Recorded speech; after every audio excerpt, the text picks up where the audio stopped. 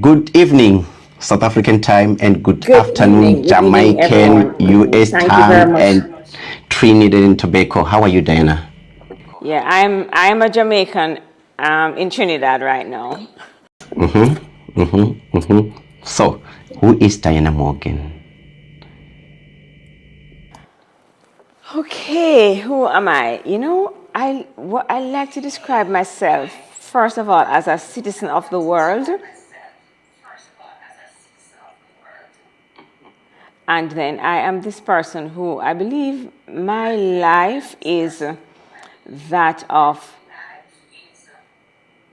that person who is here to make a difference on the lives of others. And it happens in many ways, whether it is organizations, individuals, animals, plants.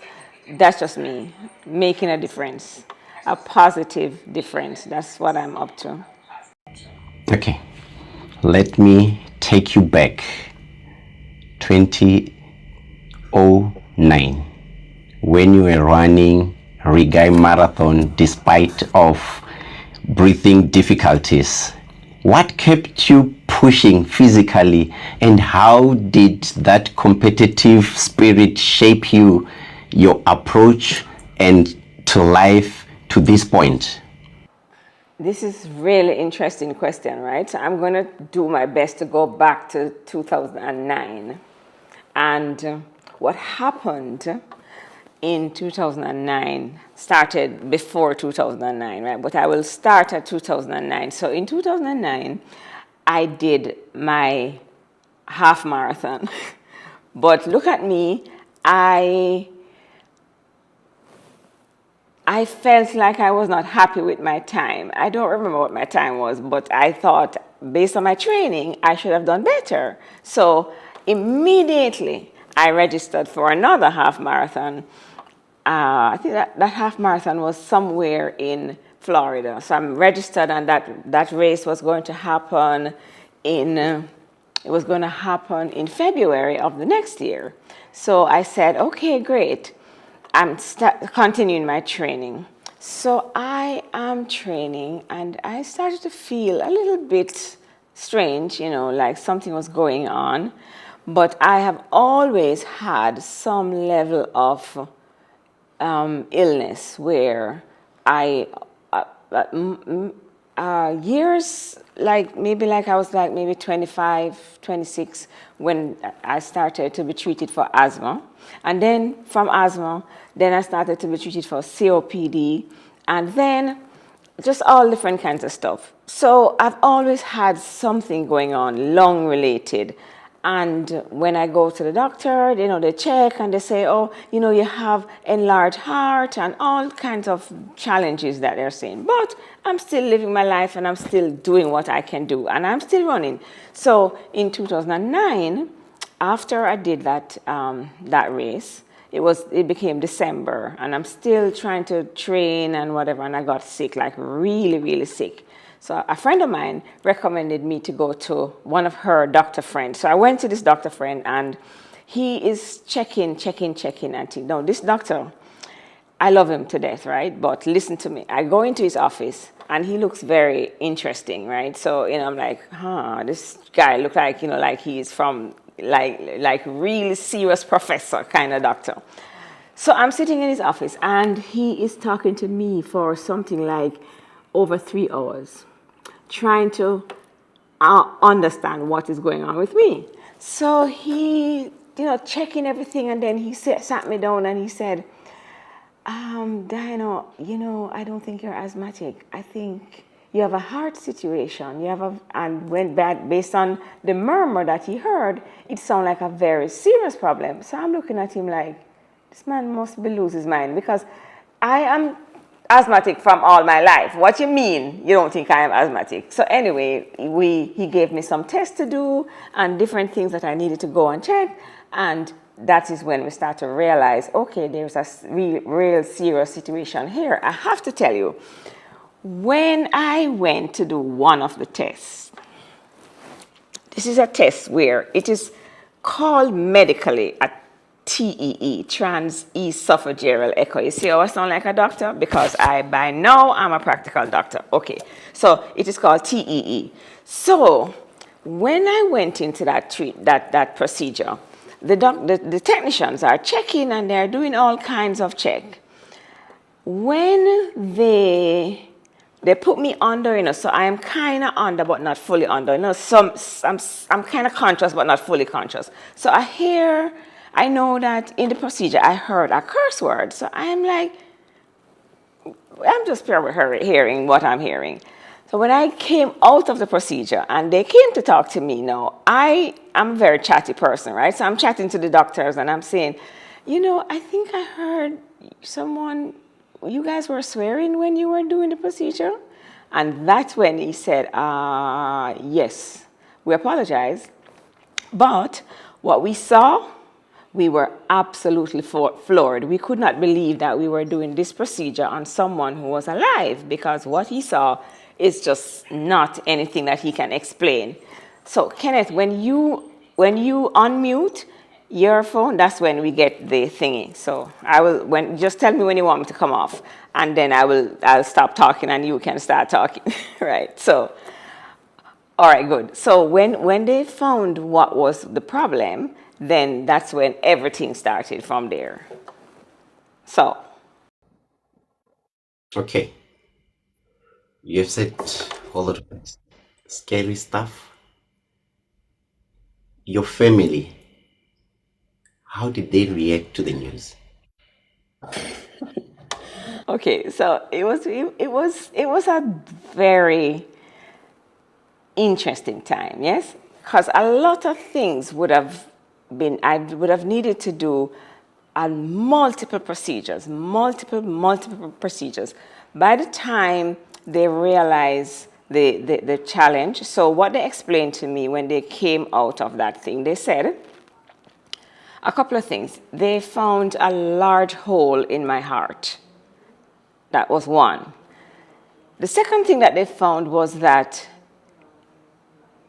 my heart seemed to have been turned in the opposite direction, meaning the things that's supposed to be on the right-hand side of my heart, they're on the left-hand side of my heart.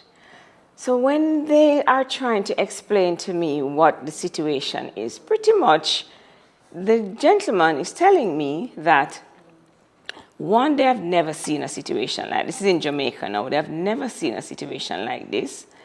And two, anybody showing up with such a condition, anybody with a condition like this would have died by puberty. So they're trying to understand, why am I sitting in front of them at 48 years old with this situation? How could I have lived all that time? So they're just totally confused. So we realized quickly that this procedure cannot be done in Jamaica. Whatever the correction need to happen, we have to go and find a doctor overseas. So we started exploring that option. My family, many of my siblings, and I had my mom in Jamaica, but my sisters and other family members mostly lived abroad. So it was to try and bring them into this conversation, because remember, I'm a good, strong girl moving around. What do you mean you're going to have to do heart surgery? Was everybody's conversation, right? So it was just one of those kinds of stuff. And then we found somebody in the States, and we went and we started to do all of those plans to get surgery done. But a lot of things would have happened in between that. Okay, so But I know that you did your research and people tell you everything about me, so you can ask me whatever question you want to ask me. I mean, between the diagnosis and the Christmas Eve, and obviously the surgery on the 18th of 2010, you handled intense logistics, like sorting out the will, sorting out the insurances, handling intense, like Yes. traveling to Miami and all that. What was going on in your mind? Like when you started to It was do that? mind-boggling. Let me just say, if I can, yeah, that was mind-boggling, because a couple of things happen, and this is, and as I speak, you can hear how God showed up in different ways. Let me tell you, when I found out I have to do a heart surgery, and when I hear the money, my brain start to dance because I don't know where I'm going to find that money. But in the October before that, I would have been forced by my friend to take out an international insurance. And when I say forced, I mean the lady sat beside me and she said, they came with all the forms. And I am knowing that I cannot afford that. So I said, no, don't give, I don't need any form. It's okay, I don't need any. And I remember Keisha said, Dinah, fill out the form. I said, Keisha, I cannot afford that. She said, fill out the form. So she forced me into filling out the form.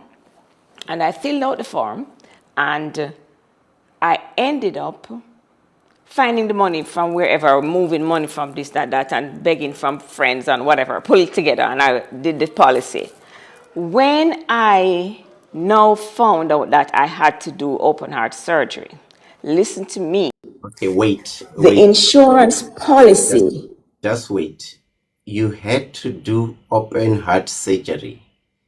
Can you tell us a bit about that? I'm hearing that for the first time. I just know surgery being surgery, Right. whether open, closed. I'm hearing the open heart for the first time. Can you please take me through that? But Right. Okay, let me take you back.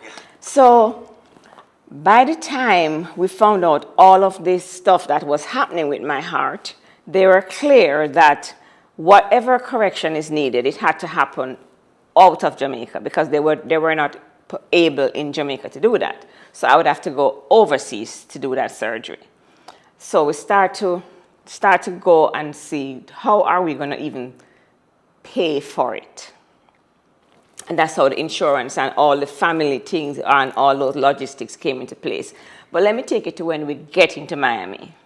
So we got to Miami and we found this nice doctor, Dr. Coy. Oh, we love Dr. Coy. Dr. Coy is just like this flashy, nice guy. Really, really love him. So we went to his office and he is going through everything. But Dr. Coy is this guy who is a solutions-oriented guy, man. So Dr. Coy said to us, you know, there are some procedures that happens that they're minimal invasive, so we could do that and you wouldn't need to do actual open heart surgery. So we are starting to go down that road with Dr. Coy and trying to find out everything that we need to do this minimal invasive correction.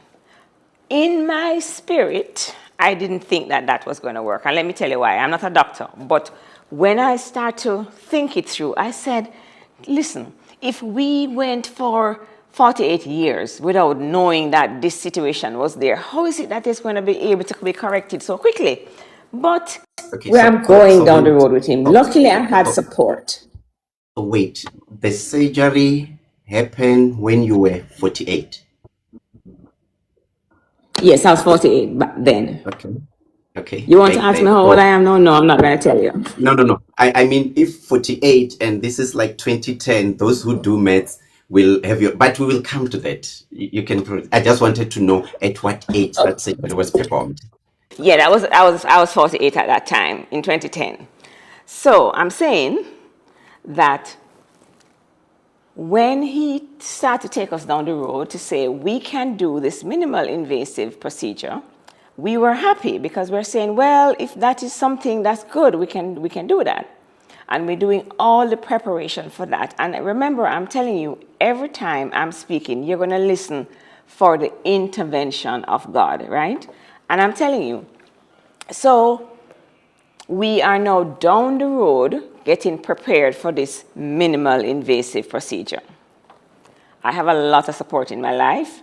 I have doctor friends, all kinds of people supporting me. So I have this friend, she's a doctor, Dr. Arlene Rose. She came with me, shut down her practice in Jamaica for a week, came with me to Miami, and she's, going through talking to the doctors and everything. So we agreed that we're going to do this minimal invasive procedure, and the date is set and everything. I want to take you to the morning of that procedure. So we agree we're doing that procedure and we're clear that's what we're going to do. So the morning of the procedure come, I'm getting myself ready. The lady, the nurse came into the room and she is getting me ready and prepping me, and all my friends. You can just imagine, as I said, I have a lot of support in my life. A lot of people calling. Everybody wants to talk to me, wish me luck, pray, everything. And the lady's waiting. So she starts to get annoyed now because she's saying, no, man, we need to go because you need to, blah, blah, blah. So they're getting me to put me, she's getting ready to put me on the stretcher to wheel me to the theater. One more call came in. That call was from Arlene, Dr. Rose. Yes. And I looked on the phone and I'm looking at the nurse, but I'm like, can I? She's like, hurry up, because I want to know if I can take this call. So I took the call, and this is Arlene on the phone. Arlene is a doctor, remember. I am going to the theater, remember. Arlene sounds like she's crying. So I said, Arlene, what happened? Arlene says, Diana, you cannot do that procedure. So this time the lady is waiting to carry me to the theater, you know. So I said, what? I said, Arlene, they're here to take me to the theater.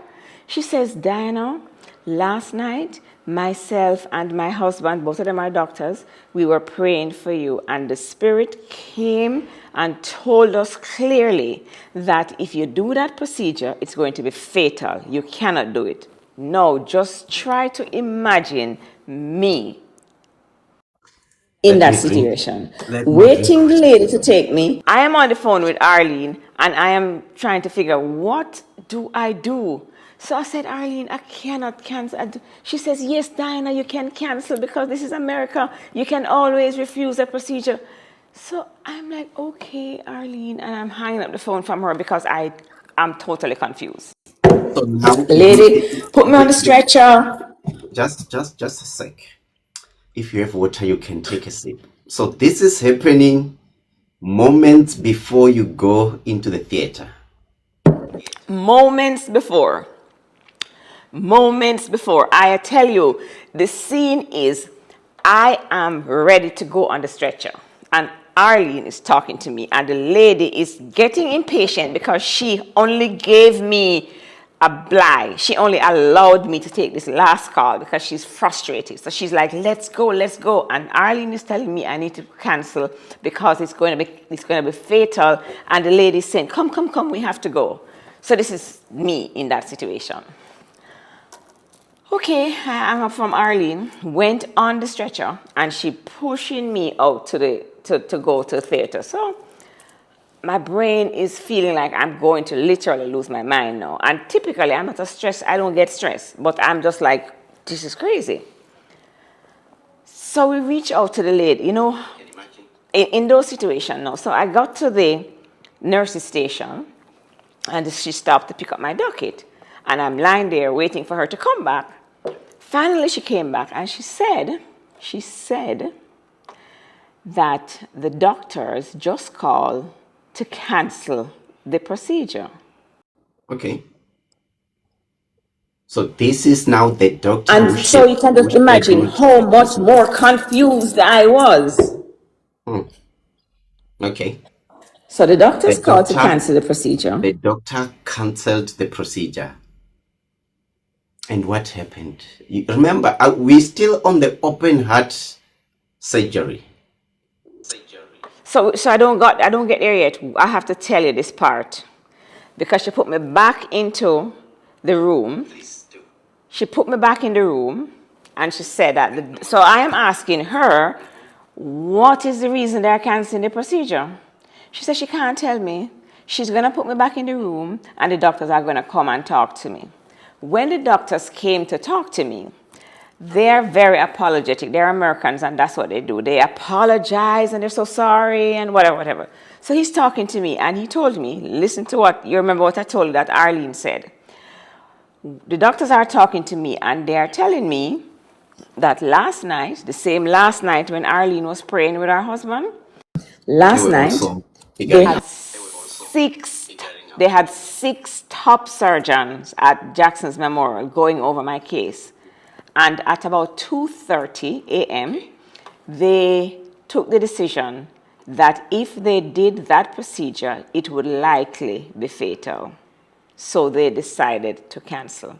Now, Arlene is way in Jamaica, and these guys are in Miami, and the same thing that she picked up in her spirit is what they was getting when they are there doing their technical checks. So they canceled. So he explained to me and give me all the details, because he said where the hole was in my heart, it was too close to the pulmonary veins. And when they did all their checks, they realized if they did that procedure, it would, the device that they would put up in there would likely go over the pulmonary veins, and hence I would have died. I would have died. I forget, I have to speak English on this platform. Yeah. Okay. So So that is based on that, they decided to schedule open heart. I want to believe that finally the procedure happened. No, that procedure didn't happen, but open heart surgery happened. Yes, that's what I'm so interested into that. What Right. happened? So that procedure did not happen, and then now they decide, okay, well, they can't do that procedure, so they have to do open heart surgery. So now I'm now being prepared for open heart surgery, totally different experience than that procedure. So now I'm being prepared for open heart surgery. They send me back to Dr. Coy, and we found the surgeon and everything. And quick time, because this is, according to them, a very urgent situation. So now they got this Dr. Lemelos, and we quick time met with him, and he explained everything. That he actually explained why I couldn't do that procedure. He explained he explained how the heart surgery is gonna go. He told me all of the risk. He gave me all the information to sign, because it was he told me I'd have a 40% chance of survival, and I had to sign all different kinds of papers. They wanted me to sign also to use my case for learning in the university, because they've never seen a case like that. So I had to do all kinds of documents and sign all kinds of things, and I had to tell them what I want to do if I didn't make it, all kinds of stuff. So you can just imagine, from Christmas Eve to this time, I'm sitting down here dealing with all these kinds of information. It was very, very, very interesting. I mean, from what you're explaining, I can imagine thinking what these people are saying, what they will do in case I don't make it. I mean, nobody don't want to, we all want to make it, but here you are today. So I want to believe that it was a success, but how complicated was it? It was. Okay, so I wouldn't know this part because I was under, right? So this would have been a reported speech. But before I go into that, so when I'm going into surgery, so this the 18th come, and I'm now at a different hospital. This was Mount Sinai Hospital, and we do all our preparation, and now they're wheeling me into surgery. And everybody crying and praying, and people were just freaking out. And I understand. But I am there, lying down while she's wheeling me in, and in my mind, I am thinking, well, if I'm going to die, what can I do? But I heard I don't know how to explain it for people to not think that I'm mad, right? So don't think I'm mad, guys. I really, really could hear in my spirit like a voice saying to me, take no thought for your life. That's one. And then be still and know. No, I'm not a big time Bible talking Christian or anything, right? But that's what I know for sure. Be still and know, and take no thought for your life. So they wheel me in, and I'm there inside the people's preparation room. I was so calm that I don't know why I was so calm, but I was very, very calm. The next thing I know, I am giving jokes to the theater nurse, And I'm telling them, oh, you know what, just give Dr. Lemelas this message for me because, since he's going to be in my chest, just tell him while he's there, just give me some breast enhancement or something. Just make it one time. And they're dying laughing because they're saying this lady must be crazy. She is going in to do one of the most serious surgery and she's giving us joke. At that moment, they decided, okay, you know what, this is the right time to put her under. So they put me under right there and then. And then everything else that I will talk about is what they would have told my family after. Okay. I mean, Yeah. when we look at the reflection and the inspiration of what you are saying, I mean, your story, it highlights how a determined spirit and strong friendship. I mean, you mentioned family, you mentioned a lot of support around you. So it and I mean, even the team of medical experts that you have, they were not in it for money, but they wanted to save your life. So listening to your body, Yeah. the importance of second or third Listening to your body. opinion, because there comes this family who's saying we were deliberating on this matter last night, don't go through this surgery. And now the team of experts, they are sitting somewhere and they are also deciding that we are not taking this. So when one look at that Yeah. opinion, would you share with others facing serious health challenges to take decision based on the third, second opinions? That's a good question. The thing that I always encourage people. Well, first of all, let me say everybody in my life who have any health challenges gets recommended to Dr. Edwards because that man, his patience and his wanting to go behind to figure out what is really the matter and listen to me. The doctors who would have seen me years past, many of them did not listen to what I was telling them was going on with my body because I told them years before that I feel like something is wrong with my heart and they tell me nothing at all is wrong with your heart, you are fine. So, Dr. Edwards, that man, Dr. Aaron Edwards in Jamaica, I tell you, I love him to death. All my friends, everybody gets, and family, everybody gets recommended to him. That's the first thing. So, listen to your body and don't be afraid to tell the doctors, no, I am feeling this, and listen, and don't, because I know sometimes one thing that I see happen a lot is that people get all, so, like so enamored by doctors and that they will, whatever they tell you, that's it. I'm not saying don't listen to your doctor, but I'm saying listen to your body as well and push back and ask questions, just constantly keep asking because they will lead you down a road that they think while you know what you're feeling. So that's my thing. Always listen to your body and push back and ask questions. I think last one on this part is the truth is we are all capable of more than what we Oh, can yeah. imagine. So how has this experience changed your view on human potential, and what message do you hope others take away from your journey? So when I do hard stuff, like I run because I am able to. I also do take on things that people they're just amazed, and sometimes I amaze myself too. But for me, it is about getting people to understand that there's a lot of potential inside of you. Like you're able to do way more than you can imagine yourself able to do, and don't limit yourself.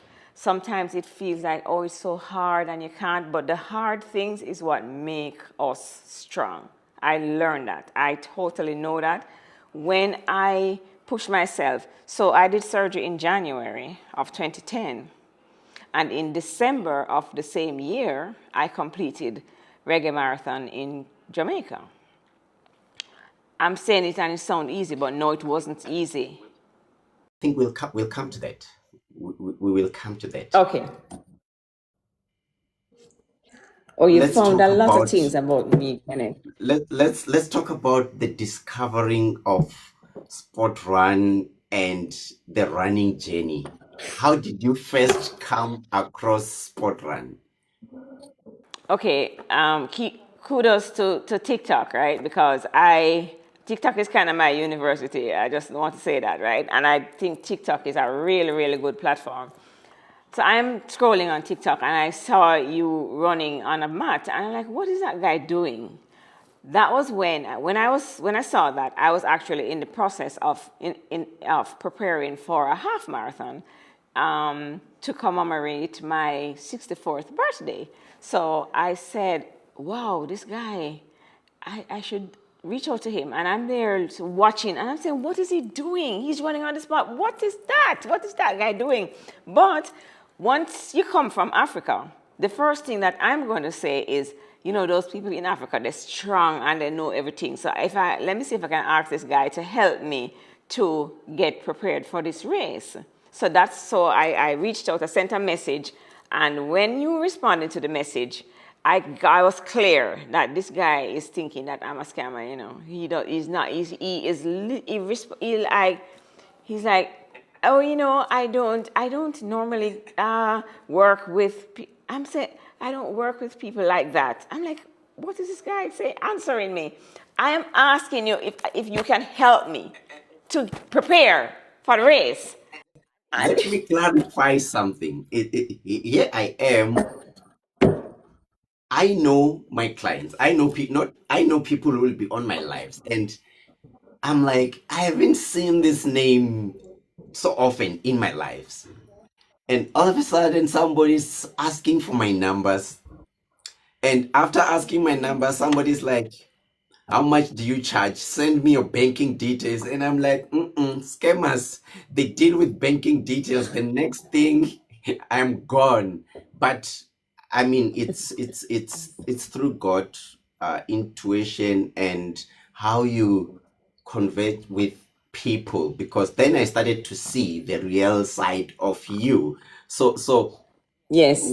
we And you're started like, preparing. there's no way she can be preparing for no half marathon, but she is not that age that she's saying she's at. She's lying, No, and you I mean, started to doubt me totally. at first I wanted to help you, and I'm like, wow, she want to celebrate her 64th by doing half a marathon.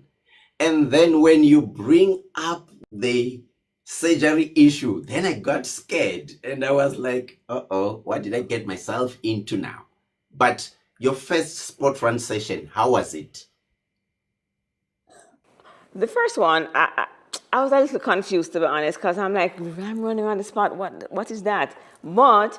And it was very painful, and I just couldn't understand it, right? But as I started to do it more, I realized that this thing works.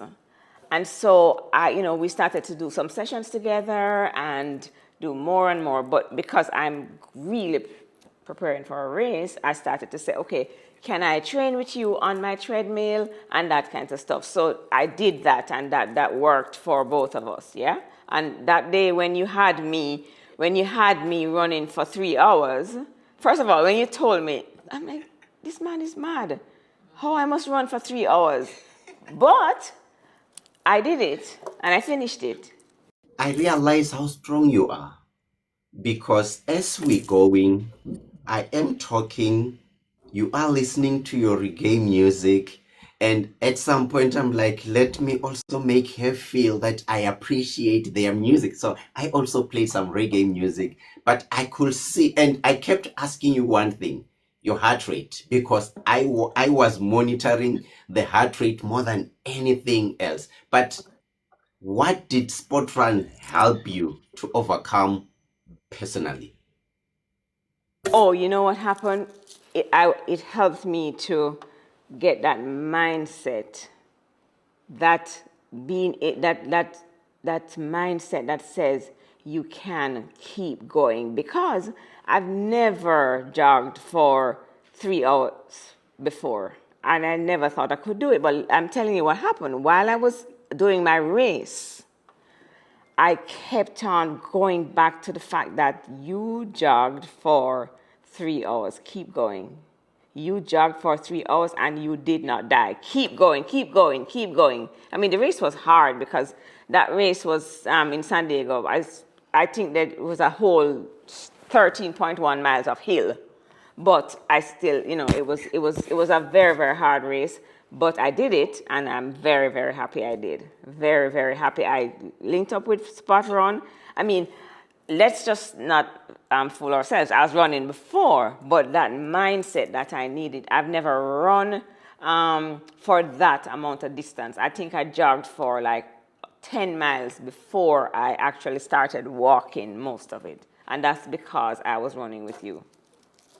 So in summary, how would you summarize the impact of sport run in your journey? Well, for me, one thing is that whole principle of trusting your intuition. I know that people are going to feel funny when I say this, because I know people love technical stuff. But I'm telling you guys, when it's like I'm able to sense that this was genuine and it was real. And so making that connection, that whole trust in your intuition is one thing that I can say it made a difference. And then that mindset thing for me is critical, because I like to run, but I've never felt that I had the strength to keep going for the distance. And that for me is that mind toughness that you get from running on the spot. Because listen, you have to be really, really, your mind is go to a different place to run on the spot, yeah? And so that made a difference for me. And I love that. Okay, no, thanks a lot for that. Now I think I'm coming to This shirt, this is so nice. Sorry, I never realized that this shirt was so nice. Apologize for that. I'm just too much into my shirt. let's hope one day somehow something will happen and I will find myself in Jamaica and I will bring you one. I will make one special for you. Let's talk about, I mean, it is not just a shirt. It's written sport run much more. Kenneth. Sorry, I wasn't talking about your shirt. I'm so sorry. I apologize. I mean, I was talking about my shirt. My shirt. I realized from just looking at myself on the camera that this is a nice shirt. Sorry about that. I also took some credit on that because I'm wearing a very nice shirt, which is not just sport run. Yeah, that's true. But sport run much more. And in front of us, Yeah. there sit a sport run founder on the other side of the world, and much more CEO founder on the other side of the world. We are now talking about sport run much more. How did the two come together? Yeah. You know what happened? The connection for me was seamless, and let me tell you why. Because what you did and how you came out of the ground with Spot Run from challenges in 2020 with the COVID and everything, that resonated with me, because in the same way I came out of the ground with MuchMore. I'm going to tell you about my company. I registered it right when I was being prepared to go to surgery, because remember, the people tell me that that I'm more than likely not going to make it out of surgery. And so the principles and the concept of MuchMore, I wanted to make sure that I register the company so that in the event that I didn't come back, at least my name and something about me would be associated with MuchMore, because I was hoping that it would certainly go into the world and make a difference, even if I did not end up here. So that's when it was registered inside of our challenge, and same thing with Sport Run. So when we spoke and we realized that we could collaborate, and some of the work that I do could support the community that you are in, and vice versa, it was just easy to do that for me. It made sense, and since we partnered and came together to now have Spot One MuchMore, we have done so many things. I mean, I know that people don't see me talking on the lives and everything, but we have created miracles. I mean, we're out with the running shoes, with the active wear, and we're doing a lot of other things behind the scene that is going to be coming out and supporting Jamaica, our side of the world, and Africa, your side of the world, and the whole big world. Yeah, we're ready to come out and support. I love, I am Africa is in my blood. I love. I came to Africa. Came to South Africa in 2015, and let me tell you, that experience was mind-boggling. I loved it, loved it, loved it. I am coming back soon, more sooner than we think. But yeah, I love the connection, and it does make a big difference. You must come back. We will even give you a land. You will own a land in South Africa. Oh yes, it's in our please give me my it's in our land. Find a land for me, and I'll be glad for that. no, you know, And make a I house for mean, me and my whole family back this side. for people who don't know, Sport Run represent the beginning, and much more represent maturity. Hence, Sport Run much more to say once you start with Sport Run, you are surely going to mature to graduate. You will achieve something much more on the other side. And Oh that's why yeah. even when we started talking about collaboration, I couldn't resist and say no, because what we are both doing just goes in like hand in glove. You know what is funny, Kenneth, is when people in my world find out that I have not met you in person. They're like, no, Dino, you are somebody else. Your level of trust and believing in people and being able to create miracles is just a different world, different level. Yeah. So I'm looking forward to the day when we will actually meet in real life. But right now, it's amazing. And this is why we actually have to give kudos to what's been created out of the challenges of COVID-19, because some of the things that we have been able to do across the world is just unbelievable. You're quite right on that to say I've been wanting to do a whole lot of things, and people whom I spend most of my time with is like they couldn't they are not buying into what I want to do. But there comes you, and I remember I kept avoiding you when you wanted me to take one of your tests, which was more about self-discovery.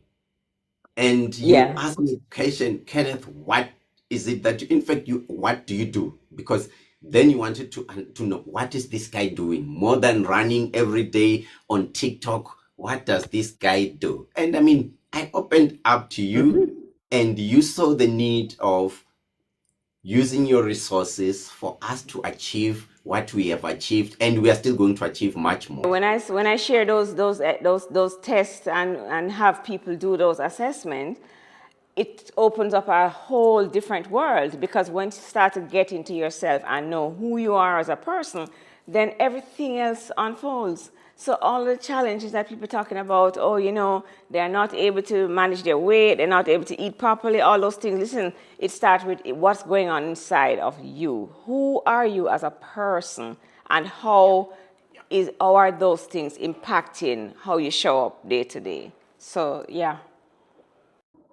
Yeah. And the next question now comes, what kind of people should come out of this movement?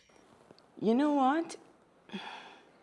So when I coach people, there is something that is sometimes I don't even like to call myself a coach, because let me tell you what I do. I do coach people, but my coaching is helping people to get themselves. That's what I am about.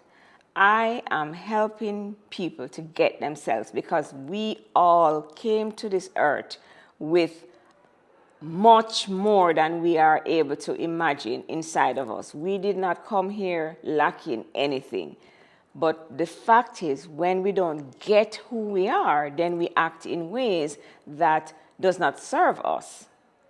And so my coaching is always about helping people to get themselves. So I don't want to create no coaching relationship where I'm coaching somebody for 1 year, 2 year, and no, I don't want to do that. I want to have a few conversations with you, put you on the path, and guide you to get yourself and go out there and start impacting the world. That's me. And so I am not your typical coach, because I am not looking for a coaching relationship. I want us to meet, talk. We have a certain level of discussion, and I say, okay, good, listen, you need to get yourself. So I am helping people. All of my coaching is about helping people to get themselves and to become bigger and better versions of who they know themselves to be. So that's what I am about. I think you might have answered the next question. What is your personal prayer for Sport on MuchMore?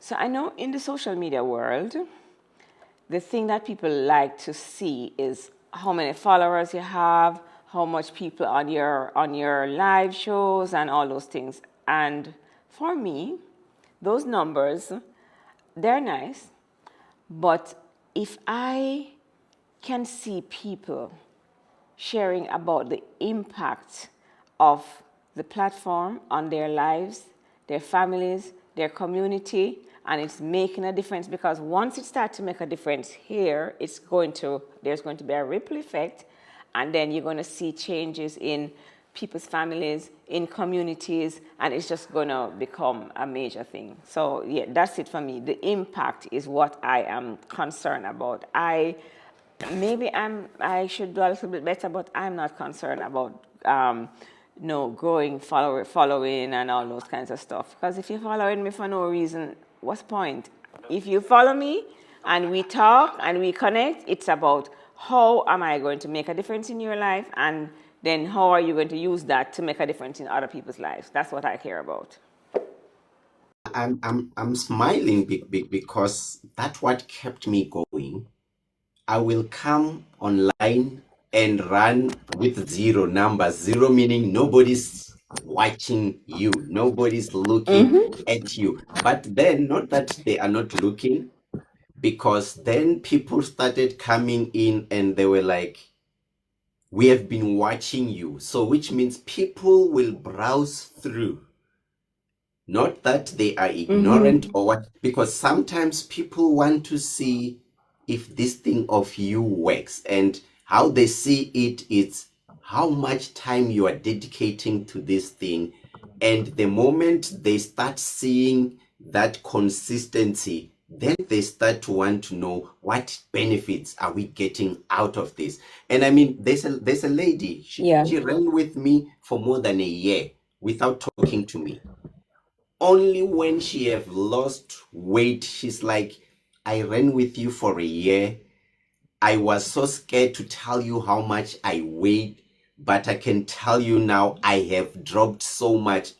Honestly speaking, I was shocked, because and it's talking to your point to say, when you do something that is impactful, don't look at the masses. That one individual whom you are encouraging on daily basis, that's what it's assigned for you.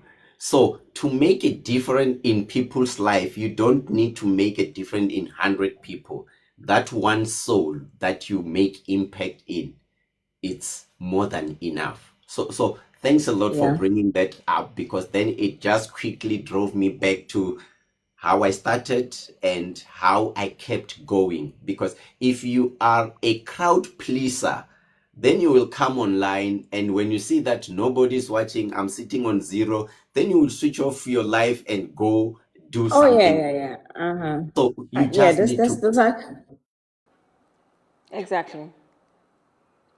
You know, a couple years ago, I had a situation. I'm just going to tell you this quick time. A couple years ago, I used my time, resources, and connections to transform a garbage dump into a beautiful, thriving garden in an area where my mom used to live and now I am living there, right? I mean, amazing. And people will say to me, Diana, why will you do that? And how you don't post it on social media and this and that. And then one day, a little girl, I saw her passing and she stopped and she was pulling onto her mother and asked her mother if she could take a picture of her beside the garden. That, for me, is everything. Because that little girl is growing up and she's seeing something different than the garbage dump that was right there and that was being fueled and more people dumping there and thing. And so how she is going to view the world is going to be very, very different. That is what I care about. Those are the little things. So I don't care if I'm posting on social media and showing off here. No, no, no, that's not me. I am the impact. What is it doing? And so that's what it is all about. What is it impacting? My final question is: the garden still there? Oh, it's even more beautiful. It is. One day one day I'll send you some photos. And I will send you the before and after. One day I'll be in Jamaica and I will like to take a picture from that garden. Oh, definitely. Yeah. So, parting Yeah. words: where to from here with Sport Run MuchMore? Wow. So, in my world right now, I do a lot of work with up and coming organizations. And that, when I do that, when I do SMEs, people who are trying to come out of the ground with their business and to guide them into how to set the framework such that they have the proper foundation to build on, those things light me up. And if I am doing that anywhere in supporting any of the people in your community, I love that. And then the individuals, where I work with individuals so they understand life in a holistic way. So it's not just life in terms of career or in terms of financial, but you get to see the whole picture of who you are and what you need to do in each of those areas to get you to a whole version of yourself. That is it for me in terms of MuchMore. And then I want to be able to see Spot Run MuchMore guiding people, not only in terms of how your body looks, but what's going on inside of you and how is that impacting you, impacting your family, and impacting your community. Those are the things that I care about. Because when I think about the future, if we don't start to pull it together like that, we are going to lose more and more of the young people, and more of it's just going to start to scatter, and everybody's thinking about themselves and what them look like. And I mean, it's nice to look nice because nobody likes to look nice more than me. I'm telling you. I'm coming on this place and I have to put, I'm sorry, I'm just kidding. But seriously, it's nice to look nice, but the truth is what's going on inside of you and how is that working together to create a better version of you and your world and all of that. So that's me. No, thanks a lot for that. And I mean, 16 years later, how many years were you Yes. given to live? So when I left surgery, based on everything that they had to do, based on the seriousness of what all of the situation that they happened upon, first they said I should have died from puberty. Next they say that a 40% chance of surviving the surgery. And then after surgery, they said likely 2 years I would live for. I can imagine what one can do in that 2 years. If I have all the Right. monies in the world and I will try just to distribute everything, knowing that I only have 2 years. But 16 years later, you're still standing, encouraging people, Yeah.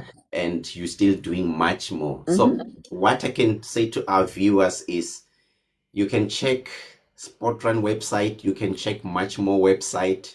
You should be able to be directed to either, but there we want to make sure that the type of personal test that Diana is talking about, you should be able to have access to that and have some self Yeah. introspection in terms of where are you standing in life. And more than anything else, we all want much more, but it starts somewhere. Yeah. Thanks a lot, Diana. And Definitely. this was quite Thank one of you the for having me. It was amazing. really good. Really good spending my 16th anniversary talking to you and your community. I went for a run this morning. I did 12, no, I did more than 12 point, whatever my watch said, but my watch died. So it didn't collect all the data, but I did 12 point something kilometers this morning, even after I was coughing and sick last night and everything. Whatever you did your coach approve? Say again? Whatever you did your coach approve? No, you did not approve. You did not. You were saying I shouldn't go. And like same way how those doctors tell me that what I can't. By the way, they said I would never run again.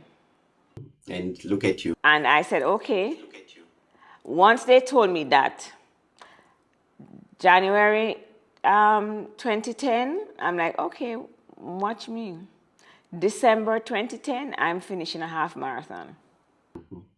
And I promised you you will do one full marathon. I will do it with you regardless No, of how many hours it's gonna okay, take. I am not taking that on. Okay? When I see how I die, when after I finish a half marathon, I am not committing to a full marathon. No. Okay. I know, sometimes we talk, but later after we have completed such task, we like, how did I do that? But We'll see. guys, that's all from me, Kenneth Romano, with Diana Morgan on the other side, all the way from Trinidad and Tobago. And for the first time, I want to call this sport run much more alive because I want to bring in real people who were told that Yes. they won't live past so much, but years after, they are still alive and they are motivation to all of us. Yes.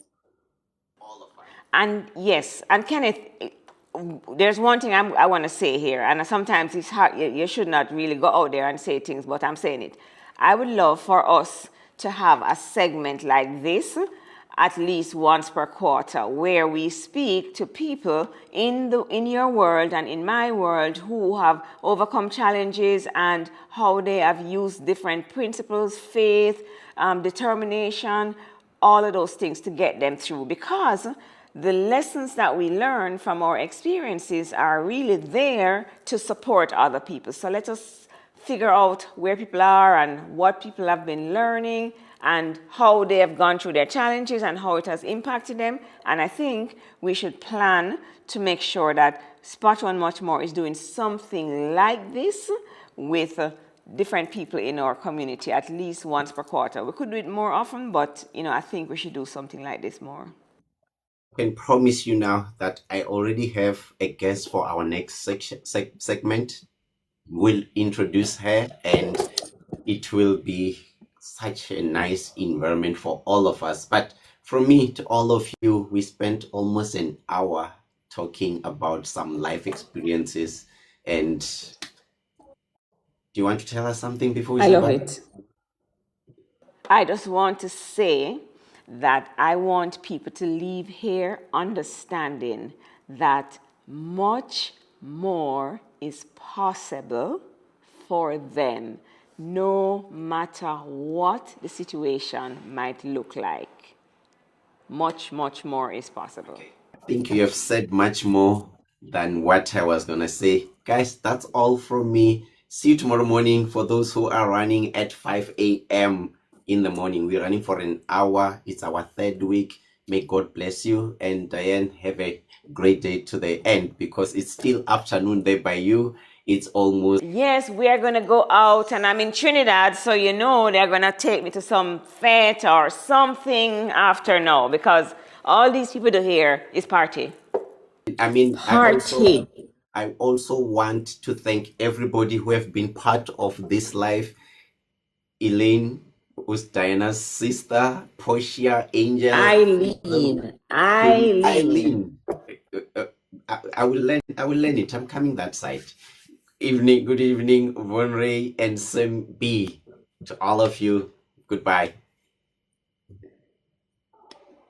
Thank you. Bye.